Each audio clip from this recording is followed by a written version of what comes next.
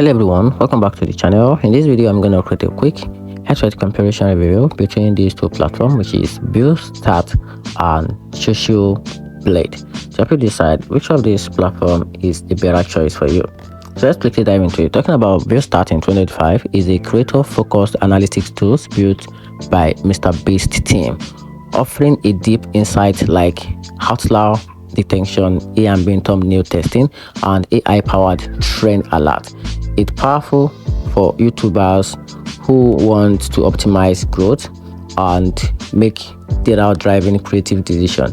The drawback is its high price and limited scope, since it's focused mainly on YouTube and it's still relatively new compared to other platforms. Socialblade, on the other hand, is a veteran analytics tracker covering YouTube, Twitch, TikTok, Instagram, and more.